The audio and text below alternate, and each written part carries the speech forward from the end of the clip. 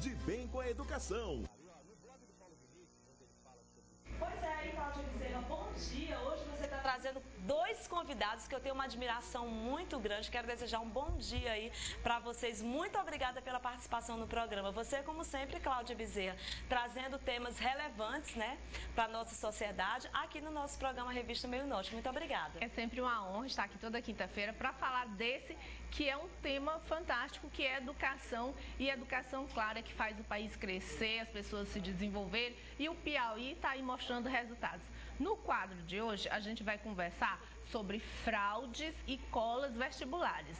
No ano passado, em agosto de 2012, a Universidade Harvard, nos Estados Unidos, deu início a uma série de investigações envolvendo 125 alunos. A semelhança entre os exames finais levaram à conclusão de colagem em massa, segundo o reitor da instituição. O Instituto Datafolha divulgou, em 2009, uma pesquisa onde 31% dos brasileiros reconheceram já ter feito alguma cola durante a sua vida. No último domingo, um programa de rede nacional mostrou uma matéria, uma reportagem especial, onde desvendava aí um esquema fraudulento nos cursos de medicina. Mas será que tudo isso é verdade? Como é que a gente pode combater? E você, qual é a sua participação? A partir de agora, então, no quadro de Bem com Educação, a gente vai conversar com o presidente do Conselho Regional de Medicina, Fernando Correia Lima, e também o vice-reitor da Universidade Nova FAP, professor Francisco Alencar. Bom dia. Bom dia, bom dia. E a gente já começa querendo saber, um escândalo como esse pode abalar os cursos e as faculdades envolvidas? Veja bem, isso aí é uma coisa antiga. Quanto mais a tecnologia avança para prevenir esse tipo de fraude, mais eles inventam novas tecnologias para fazer a fraude.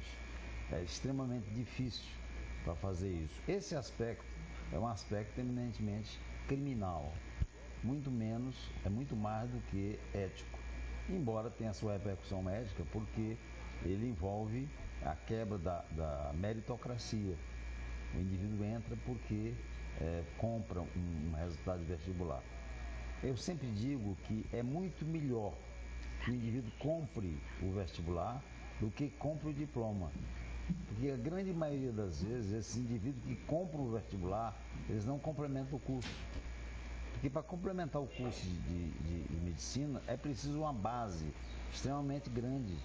E eles não têm. Haja vista, por exemplo, que há 25 anos atrás, o reitor da Universidade Federal do Piauí extinguiu uma série de cursos. E, com o regimento da universidade, prevê que esses indivíduos que participavam do curso poderiam escolher qualquer curso da universidade. Quais os cursos que eles foram escolher? Claro, Medicina e Direito. Medicina, Direito e Engenharia. Foram os três. Evidentemente, muito maior de medicina. Não? Bom, esses estudantes, até hoje, 25 anos depois, estão ainda fazendo o curso de medicina, alguns. Sério? Outros desistiram. E não são jubilados? Não, reprovam, jubilam, retornam através de medida judicial, de liminar, certo? Mas a grande maioria... Essa é uma informação nova pra gente. A grande maioria não complementa o curso. Evidentemente, existem exceções. Eu mesmo conheço um que foi residente nosso e que realmente tornou-se uma médica de gabarito. Mas são exceções. A maioria realmente não complementa o curso. Ora, você vem de bovinocultura, educação para o lar. Como é que vai fazer medicina? Não tem competência para isso. Entendeu? Então ela não passa absolutamente no curso, no currículo da medicina. Absolutamente não passa. Olha só, o espaço é democrático. Você que está em casa também pode participar através do 9411-7777. Nós vamos conversar agora com o professor Alencar e já queremos saber qual é o posicionamento da sua faculdade com relação a esse esquema de fraudes. Bom, claro, o que nós temos a dizer é o seguinte: quem viu e observou a reportagem, em nenhum momento ali afirma que houve fraude no vestibular do Centro Universitário Nova FAP. Nós desconhecemos se houve fraude. A Polícia Federal, baseada em Araraquara, a delegacia daquela instituição, está fazendo um inquérito a nível nacional, com denúncias. Ali mostrou-se uma quadrilha montada com base em Goiás, né, para fraudar vestibulares. Uma coisa é tentar fraudar, tentar comprar um vestibular. Nós temos um cuidado assim, um esmero total, principal, com o nosso vestibular, mas em especial com o vestibular de medicina. Porque o maior número de candidatos, nós temos em torno de 50 candidatos por vaga. É uma concorrência a nível de universidades federais, em qualquer parte do Brasil. Então nós temos um cuidado todo especial. Nós recolhemos todos os equipamentos eletrônicos, não só celulares. Esse trabalho é feito na porta, na entrada da sala de aula, onde nós temos 3 fiscais e o espaço para o início das provas é em torno de 45 minutos. Então, tempo suficiente para o fiscal fiscalizar mesmo de verdade. Quando estão todos sentados às suas cadeiras, os fiscais passam em cada carteira, recolhendo a assinatura e pegando a digital de cada candidato do cartão. Assinatura você pode falsificar, mas a digital não há como falsificar. E mais, o que nós fizemos? A prova é uma só, mas ela é baralhada de tal forma que o candidato, nem quem está à sua frente, nem atrás, nem à direita, à esquerda, as respostas não estão na mesma posição. Então não adianta o cara ter o olho grande, porque ele vai olhar errado. Nós temos detectores de metais. O candidato, a nossa prova tem uma duração de 4 horas e meia. Mesmo que o cara seja um estudante estupendo, nota 10, top de linha, ele só pode sair da sala de aula depois de 3 horas de prova. Nem que ele responda a prova em 40 minutos, 1 hora, ele não pode sair. Faz parte do regulamento. Se ele sair, ele leva 0. Por que isso? Porque um aluno desse, um top de linha, ele pode fazer a prova em 1 hora e aí, por um esquema que a gente não detecta, passar a resposta. Então, essa é uma medida também extremamente importante. Vocês já tiveram um caso de recolhimento de 2 alunos? Perfeitamente. Ano passado, parece que vazou alguma coisa. Só eu concluir isso aqui, eu trato disso aí.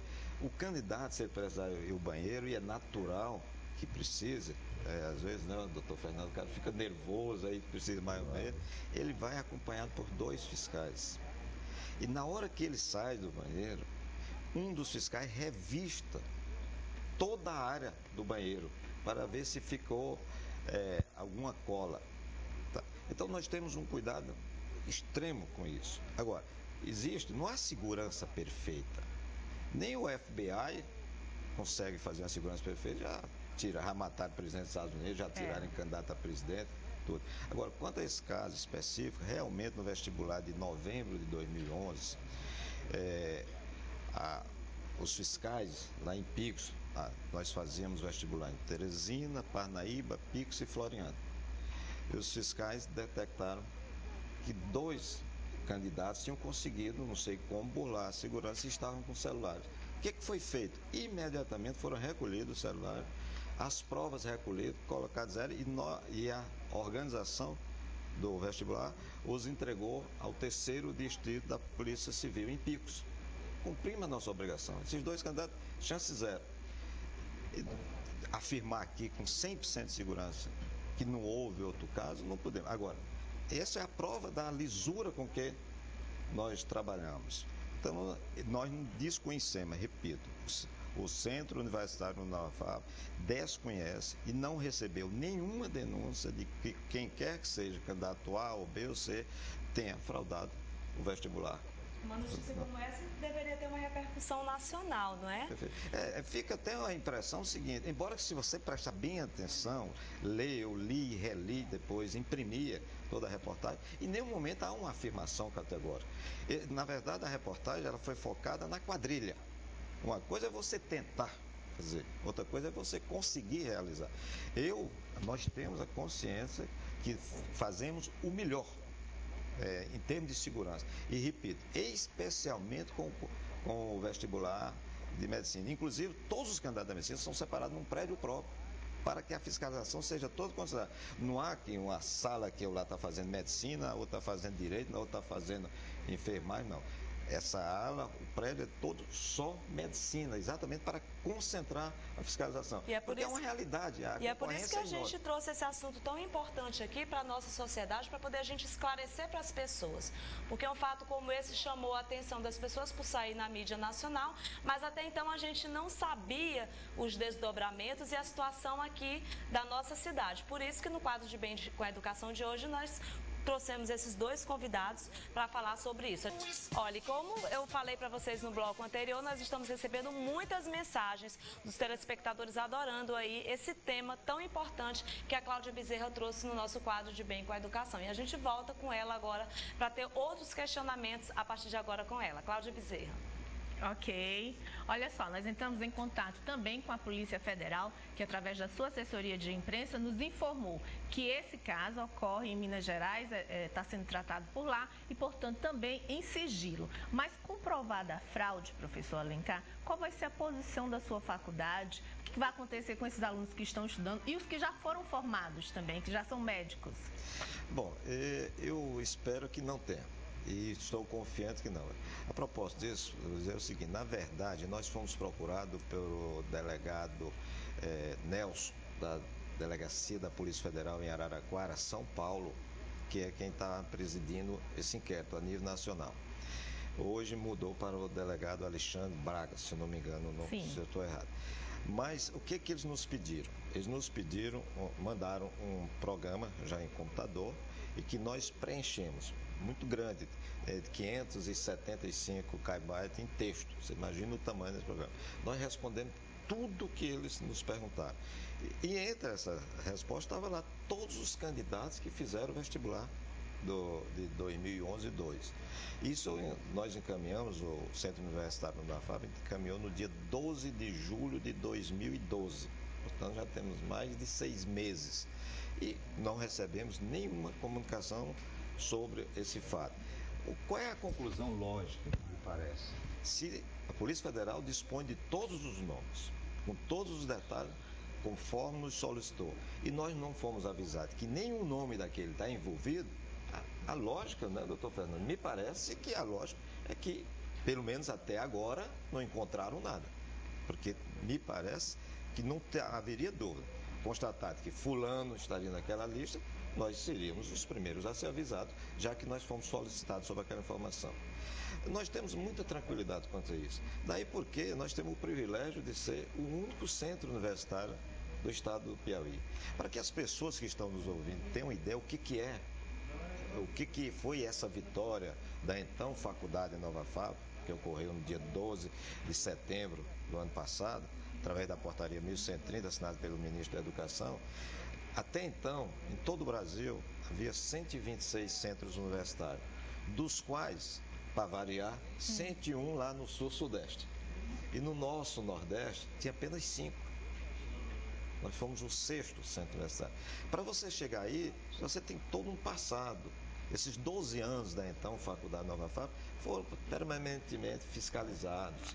E nós nunca recebemos uma punição do Ministério da Educação. Nós nunca nem assinamos um termo de...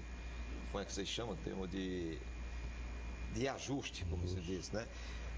E isso nos levou a sermos aceitos e o Ministério da Educação nos ter transformado em faculdade, em centro universitário. Então, nós temos absoluta tranquilidade que vimos fazendo o melhor que nós pudemos fazer pela educação do estado do Piauí. E temos orgulho de saber que somos um centro de referência. É só quem conhece a sede do Centro Universitário da UNAFAB vê o quanto está se expandindo a cidade, a nossa capital, para aquela área. Comércio, conjuntos de apartamento.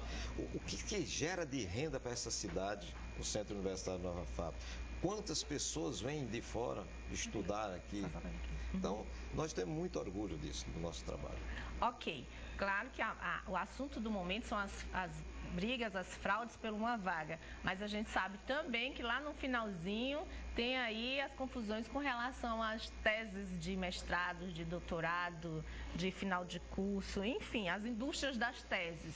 Como é que você acompanha essa história toda através do Conselho? Eu vejo um problema extremamente grave, porque hoje com a internet você tem toda a facilidade de obter teses, inclusive já perfeitas, acabadas, colocadas para uma banca. Na realidade, os professores que fazem parte desta banca estão avisados, né? E procuram ver dentro da internet, dentro daquele assunto, o que está correndo em relação às teses realizadas.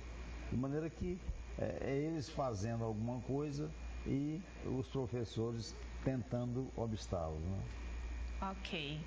Pois é, além do ponto de vista moral, né, a questão da fraude, ela pode trazer consequências jurídicas e pedagógicas aí, porque o aluno pode acabar não se formando. Mas o grande problema mesmo carece do próprio aluno, porque ele está se enganando a si próprio, não é? A realidade, o problema é eminentemente criminal. Não é? E é verdade que existe os aspectos éticos, não é? Como, por exemplo, a quebra da meritocracia. Não é? Mas, na realidade, o problema é criminal e a gente espera que a polícia, com sua tecnologia toda, consiga evitar isso, com o auxílio, evidentemente, das faculdades. Eu ratifico todo o que disse aqui o Alencar, acredito piamente na Nova FAP, acredito que eles fazem um esforço tremendo para evitar esse tipo de coisa, mas quanto mais se faz, mais os alunos querem uma facilidade e é difícil você acompanhar, é como antibiótico. Quanto mais antibiótico se inventa, mais as bactérias tornam-se resistentes. Ok, muito obrigada pela participação de vocês. E a discussão continua, então, pelo tempo, no seu portal Meio Norte. Isso